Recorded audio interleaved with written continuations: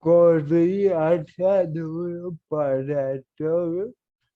En este momento vamos a realizar la sustentación de la actividad de la materia de macroeconomía.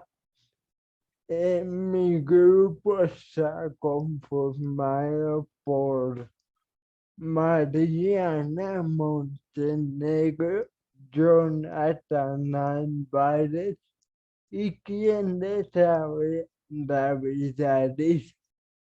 Cada uno va a sustentar su punto.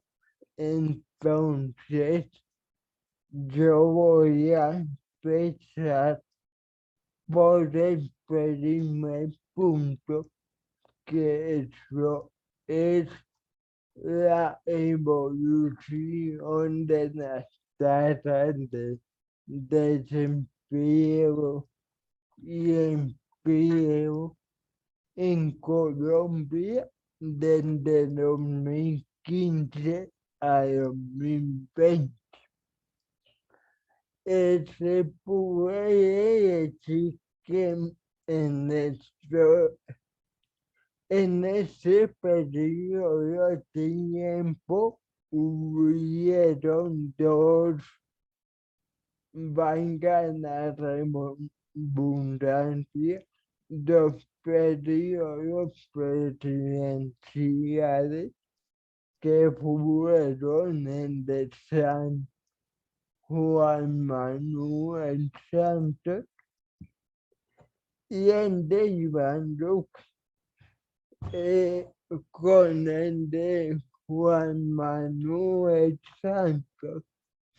mm, Se puede decir que los cimientos del periodo estuvieron en la gestión del Premio Nobel de Paz con base en las políticas públicas de seguridad ante relaciones exteriores, inversión y diversos diálogos con grupos al margen de la ley.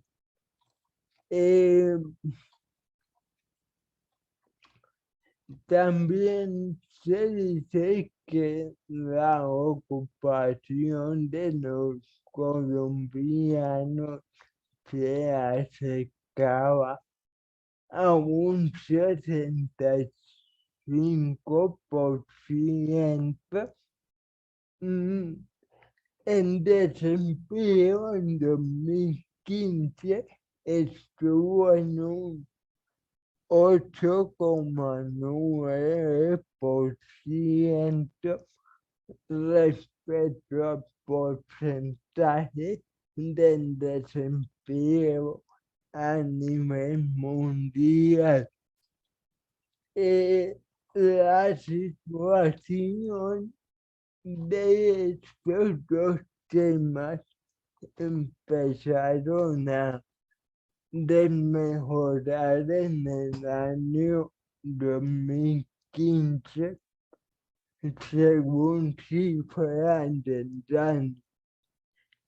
Mm, Solo hasta el año 2017 estos dos empleos llegaron a ascender a un 9,2%.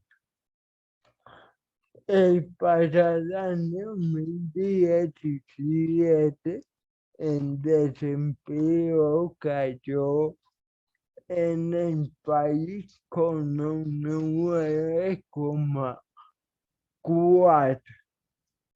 Dicha situación prendió las alarmas en sectores públicos y económicos del país. Em, para el año 2018, el porcentaje de desempleo subió alarmantemente a un 9,8% y con un porcentaje de ocupación similar a la de los años anteriores.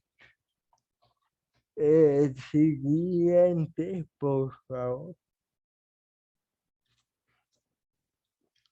Con respecto al periodo presidencial de Iván Duque Márquez, se puede decir que este gobierno tuvo, o mejor, ha tenido muchos inconvenientes en parte hacia tres sectores nacionales, como el político, económico y el cultural. Para el año 2018 se presentó un aumento del 9,8%. Para el 19 se presentó un aumento del 10,1%. Y para el 2020 un aumento del 15,9%. Ya para finalizar mi intervención, concluyo con lo siguiente. La situación del desempleo en el país está verdaderamente grave y las políticas públicas utilizadas para mejorar esta situación no han generado un impacto positivo que se esperaba tener. Digamos que en los periodos de Duque y Santos no se generó un aumento importante en el empleo, pero sí un aumento en el tema del desempleo. Muchas gracias.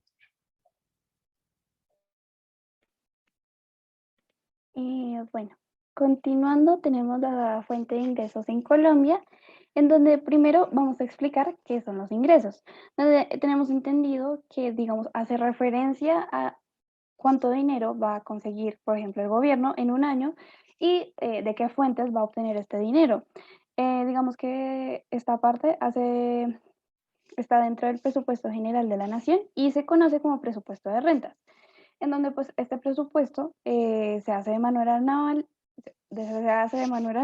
y se hace con el objetivo de reglamentar y ejecutar el gasto público nacional, en donde se busca es garantizar los derechos de los ciudadanos. Pero entonces, ¿de dónde concretamente se obtienen estos ingresos? Bueno, hay que saber que estos ingresos normalmente y su principal fuente son los tributos que normalmente pagamos todos los colombianos. Estos tributos incluyen los impuestos como el IVA, las contribuciones a salud y pensiones, los impuestos a la renta de las personas y a la renta de las empresas, entre otros. El Estado también logra conseguir recursos de las ganancias de las empresas industriales y comerciales del sector público, como lo puede ser Ecopetrol, y también de regalías pagadas por empresas mineras y petroleras privadas. Pues de igual manera hay que resaltar algunos sectores que se les destina mayor número de ingresos, en donde intervienen pues varios sectores, como lo son el pago de la deuda externa, salud, educación, trabajo, defensa, hacienda, Ministerio del Interior, agricultura, entre otros. También hay que considerar algo y es que gracias a la pandemia que inició en el 2020, nuestro país pasó por una situación bastante difícil pero pues teniendo esto en cuenta, pues Colombia digamos que logró ser como un líder en la recuperación a nivel regional y mundial, pues esto en base al informe que presentó el gobierno nacional sobre el déficit fiscal el año pasado. En vista de los avances del plan de vacunación y las medidas de reactivación del gobierno nacional, pues los cuales contribuyeron a revertir la peor contracción de la actividad productiva en la historia más reciente del país. En 2022, pues se prevé que el dinamismo continúe y dicen que creceremos un 5%, pues la cual sería como la tasa más alta entre las principales economías de la región. Pues sin embargo, debemos tener en cuenta que el déficit fiscal cerró el año pasado en 7.1 del PIB. Entonces, pues si bien fue una cifra inferior a la registrada en 2020 y sustancialmente menor a la proyectada por el marco fiscal a mediano plazo, pues este resultado, junto con el buen desempeño económico del país, pues permitió que la deuda bruta del gobierno nacional central inicie la senda decreciente en 2021, en donde pues se hizo 3 años de lo que antes se tenía previsto y pues en donde se dice que esta reducción continuará en este año.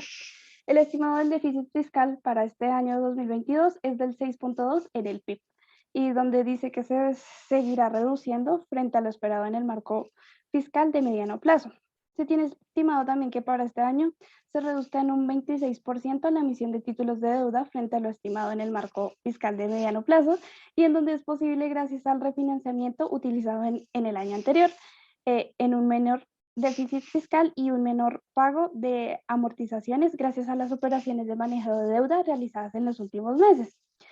Tomando esto en consideración, eh, podemos visualizar que si bien se ha intentado planear y gestionar, aún así durante la crisis sanitaria, y se ha intentado ejecutar de la manera tanto la recolección de los recursos, de los ingresos y como la ejecución del presupuesto, no es un secreto para nadie que en el gobierno actual se han recibido bastantes críticas, en especial por la parte civil con respecto a las reformas tributarias, intentando solventar estos déficits fiscales, eh, ya que normalmente se afectaba más al pobre y no tanto a la persona que pues recibe más ingresos, lo cual pues terminó resultando en protestas sociales en donde pues se veía un rechazo bastante fuerte por la parte social y pues obviamente la gente pues estaba bastante enojada, no solamente por esto, sino ya por todo el enojo que tienen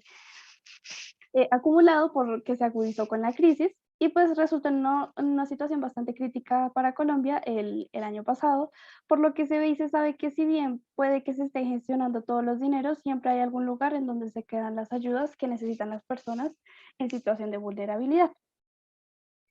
Continuando, tenemos las criptomonedas como medio de pago. Entonces, tenemos que primeramente, ¿qué son las criptomonedas? Em, las criptomonedas, según el Banco de Santander, son un activo digital que emplea un cifrado criptográfico para garantizar su titularidad y asegurar la integridad de las transacciones y controlar la creación de unidades adicionales. Es decir, que evita que alguien pueda hacer copias como haríamos, por ejemplo, con una foto. De igual manera, pues hay que recordar que este tipo de monedas no existen de forma física, ya que se almacenan en una cartera digital, el cual lleva un registro contable compartido para el control de estas transacciones.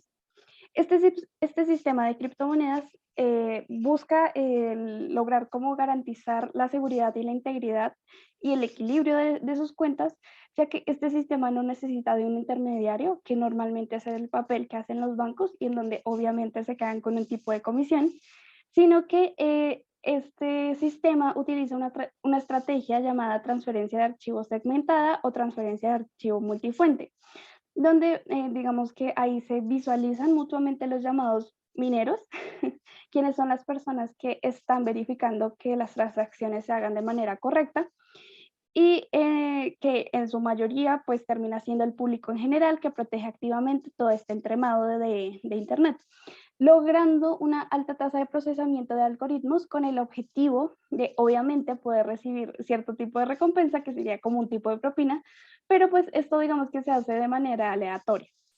Entonces tenemos que gracias a las criptomonedas se hace posible el valor, el Internet de valor, también conocido como el Internet del dinero, las cuales son apps online que facilitan el intercambiar de valor en la forma de criptomonedas. Estos valores pueden llegar a ser contratos, propiedades intelectuales, acciones o cualquier tipo de propiedad que tenga valor. Pero pues digamos que si bien las cosas de valor ya se pueden intercambiar mediante sistemas como PayPal, la diferencia entre este anterior sistema y el pago con criptomonedas es que al pagar con PayPal, obviamente necesitas de un intermediario, que sería un banco o una tarjeta de crédito, mientras que el pago utilizando las criptomonedas no tiene ningún tipo de intermediario.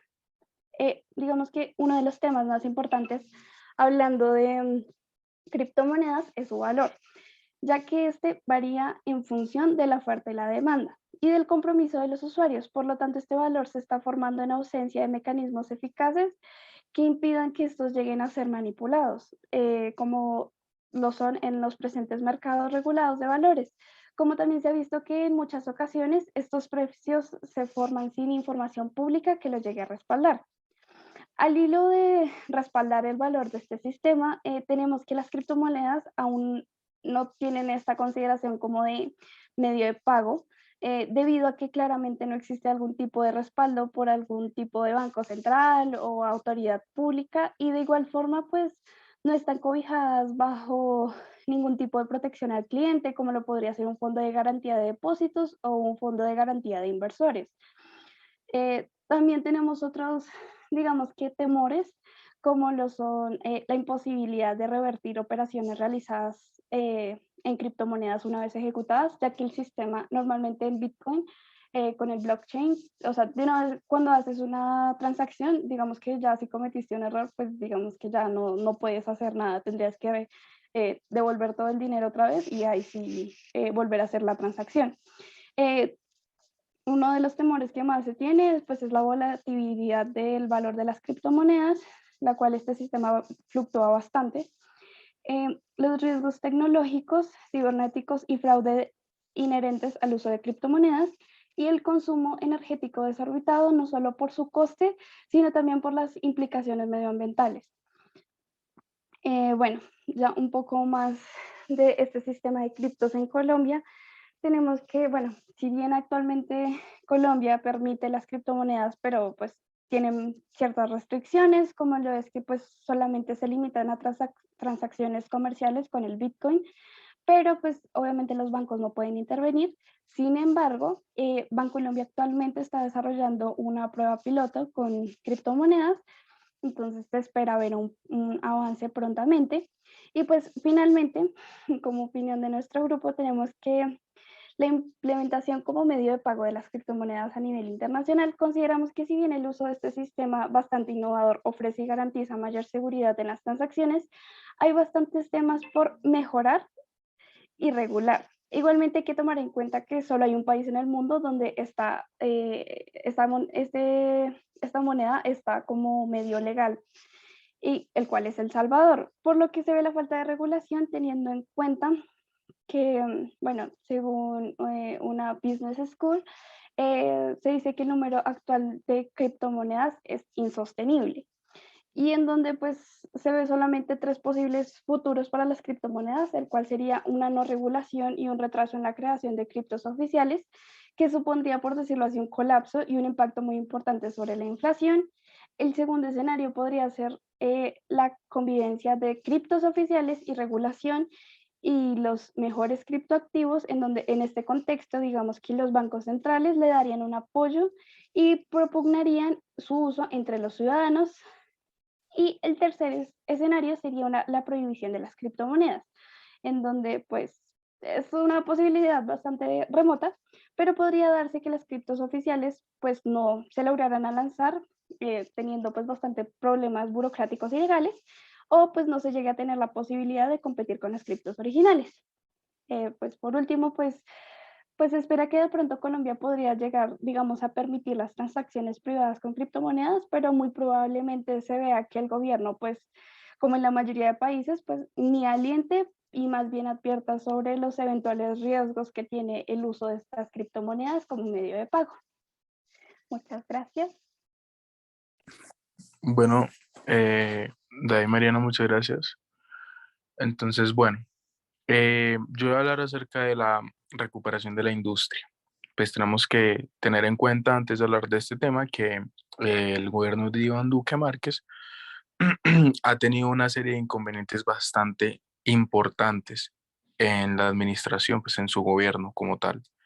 Desde que empezó hasta este, que es el último año de su gobierno, ha tenido que enfrentar situaciones de índole económico, político, cultural y de seguridad bastante grandes y sobre todo pues también en el tema de salud debido a la pandemia del COVID-19.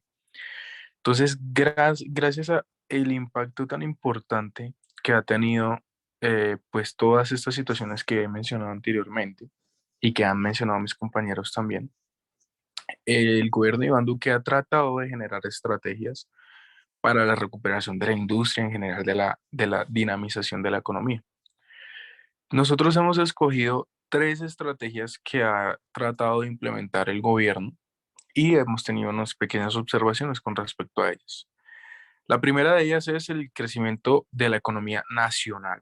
Entonces, digamos que en gran parte los indicadores que se manejan con relación al crecimiento económico nacional, digamos que se encuentran presentados en números positivos, ¿sí? Dentro de la diferencia que existe en cada uno de los rubros que se puede tener en cuenta. Por ejemplo, digamos el crecimiento de la economía del país presentó un 8,1 de crecimiento en este año y en el año pasado del 10,6%, es decir, son números positivamente alentadores. En cuanto a las actividades, digamos, de economía secundaria, como lo son la manufactura, de la construcción, y otras más como el agro y la explotación minera tuvieron también números positivos, 10,1, 10,6 y 4,3 respectivamente. Al igual que en el tema de la economía basada en información, comunicaciones y demás, también presentó un crecimiento anual del 19,8% y del 22,1% respectivamente.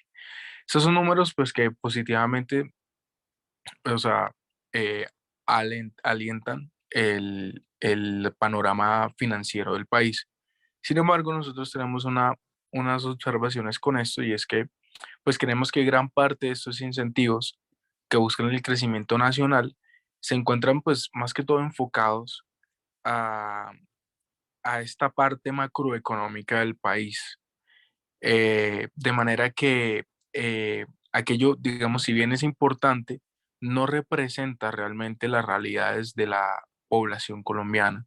Es decir, presentamos buenos números de crecimiento y dinamismo económico, pero al mismo tiempo presentamos grandes porcentajes de pobreza, extrema pobreza, es decir, la pobreza multidimensional, de desempleo y demás bastante alarmantes y muy, muy altos, muy por encima del promedio mundial, que pues digamos que lo encontramos a través pues como una crítica hacia la situación que presenta financieramente el país. Otra estrategia que encontramos dentro de este periodo presidencial es el de las reformas estructurales. En vista de lo mencionado anteriormente, el gobierno de Iván Duque, sus ministerios y demás, han tratado, digamos, de hacerle frente a estas situaciones de pobreza y de desempleo, la falta de ocupación y demás, con grandes reformas como las reformas laborales, pensionales, las reformas tributarias, entre otras. Entonces, estas son reformas estructurales, cambian la estructura del país, cómo se maneja X o Y sector. Entonces, digamos que si bien buscan generar un impacto positivo, como por ejemplo el de la reforma tributaria, la segunda, ¿no? La primera no salió claramente. Esta segunda lo que busca es como eh, tapar el déficit fiscal tan grande que hay por el tema del 2020, la pandemia y demás. Entonces, busca como no solamente tapar ese déficit fiscal, sino también generar como una reactivación en la economía y tratar de sacar ese porcentaje tan grande que es el 42,1%, creo, 42,3% de población en pobreza y 12,8% de pobreza extrema.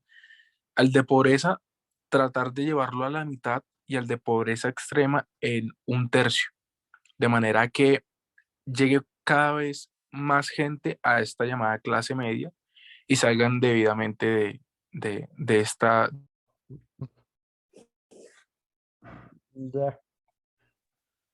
Bien, entonces, como gran parte del porcentaje de pobreza del país, eh, digamos que manifiesta lo mencionado anteriormente, el comportamiento del gobierno actual no ha sido consecuente con respecto a las reformas estructurales que ha planteado, debido a diversas actuaciones que ha tenido, como por ejemplo la compra de aviones de guerra, en donde se ha gastado más de 40.000 millones de pesos, o los más de 60.000 millones de pesos que se han gastado por concepto de la compra de camionetas de alta gama blindadas para la escolta de los políticos de gobierno y también los de oposición, pero más que todos los de gobierno.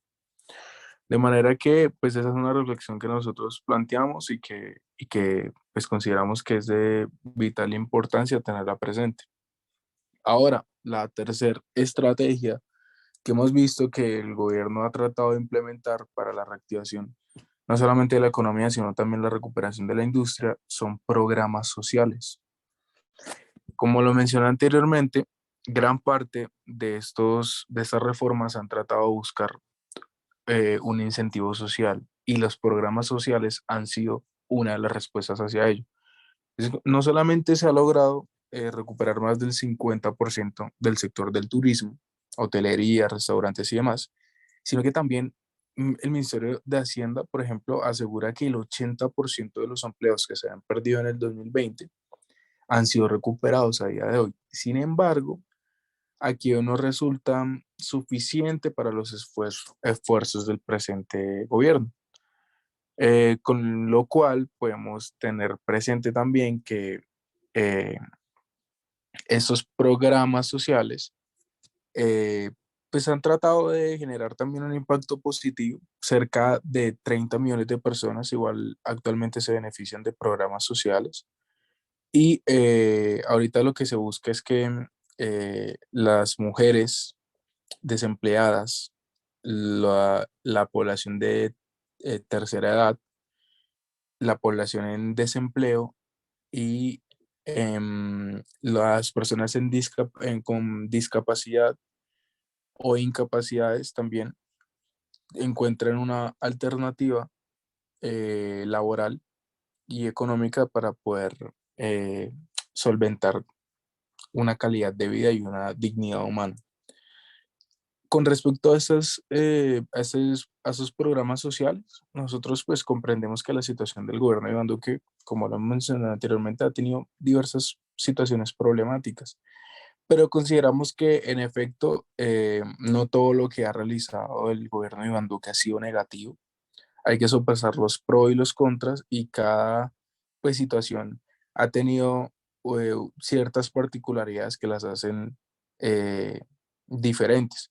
De manera que creemos que vemos con buenos ojos el tema de la aplicación de incentivos para la mejoría de estos sectores que han sido los más golpeados, sobre todo después de la época de pandemia. Ahora bien, bueno, pasamos ya al otro punto, que es la situación de inseguridad. Gracias. Entonces, en la situación de inseguridad se nos plantea encontrar tres alternativas en materia local y en materia nacional. Bueno, en materia local hemos considerado que es importante primeramente tener presente el tema de la incentivación de, efectivamente, de la conciencia ciudadana a través de programas pedagógicos con respecto a las nuevas formas de vida que se encuentren fuera de la delincuencia, de la violencia y de la intolerancia, que son, digamos que, características que imperan dentro de el comportamiento de la sociedad colombiana. Creemos que esto se puede dar a través de colegios, a través de los barrios también, de lugares públicos, así como de común asentamiento. De manera que pues creemos que a través de la pedagogía, de la educación, podemos transformar gran parte del sector eh, que genera este tipo de inconvenientes. No en su totalidad, pero sí que genera un impacto positivo.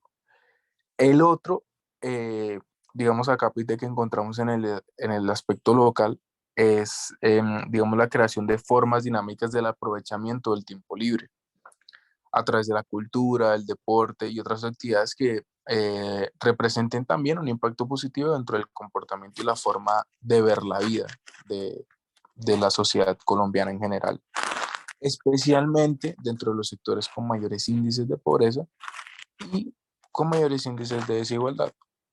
Y otro acápite que encontramos en el aspecto local, consideramos que es importante el aumento del pie de fuerza policíaco, pero esto no es, digamos, en busca de un incentivo reaccionario, o sea, sino más bien preventivo. No, lo que nosotros creemos en este apartado es que el pie de fuerza policíaco tiene que ir debidamente capacitado y eso es lo que vamos a mencionar también en el aspecto nacional. Pero el aumento del pie de fuerza no lo vemos de manera reaccionaria para generar más violencia y descontento en la sociedad colombiana, sino que al contrario se convierta en un aspecto de tranquilidad y de, em, digamos, como que esparza parte de la seguridad que jura la institución para defender los derechos y hacer cumplir los deberes de la ciudadanía. Entonces, en cuanto a en materia nacional, nosotros ya vemos la cuestión como más sustancial, de manera que primeramente consideramos que el mejoramiento y el fortalecimiento del accionar y las técnicas de operación de la Policía Nacional es necesario tenerla presente, con un énfasis claramente en el desarrollo de conocimientos medios o avanzados en derecho, especialmente en el derecho penal, en el derecho procesal y claramente en los derechos humanos. Es evidente, es innegable que gran parte de la accionar policíaco violenta todo esto, todos estos, estas prerrogativas jurídicas y que en su gran mayoría la policía de vigilancia no se encuentra debidamente capacitada para las situaciones que tienen que vivir y sopesar y digamos que hacerle frente en el día a día. Situación por la cual nos lleva al segundo punto, que es la materialización y la eficacia y la eficiencia también de la rama judicial, con unas respuestas contundentes en lo que respecta a los delitos más concurridos, como por ejemplo el hurto y la violencia intrafamiliar, la reincidencia también de la comisión de tipos penales en general y pues el endurecimiento en cuanto a la investigación y el rigor condenatorio. Esto tiene una relación con el primer punto, porque si el policía que captura en flagrancia a aquel delincuente en la comisión de un delito, como por ejemplo el hurto con violencia, si no acata debidamente el debido proceso, por, por prerrogativa constitucional, el juez dictaminará la ilegalidad de la captura, es decir, gran parte de la falta de eficiencia y eficacia de la rama judicial se encuentra antes de la entrada dentro de los juzgados, en los procesos, es decir, en la calle. con los policías. Entonces es necesario que esta institución no solamente se replantee, sino que se transforme para que cuando llegue a instancias judiciales se logre efectivamente la captura de quienes están en la comisión de los delitos. Y esto va a generar un mensaje a la sociedad. Bueno, y en cuanto al tercer punto, nosotros hemos llegado a la conclusión de que hace falta incentivos reales que transformen el paradigma colombiano. Digamos que lo que busque es como mejorar sustancialmente las condiciones en materia de oportunidades, el acceso a la educación y a la justicia, al empleo y a la cultura, mejorando así la estructura del entramado social y cambiando las dinámicas colectivas de la nación en su vasta generalidad. Es decir, lo que creemos es que hace falta más que solo subsidios, más que solo regalar dinero para transformar el paradigma colombiano. Es decir, destruir en la medida de lo posible las brechas de desigualdad en el país a través de la educación, a través del libre acceso al empleo y demás. Y esto va a mejorar sustancialmente el comportamiento de la sociedad colombiana en general.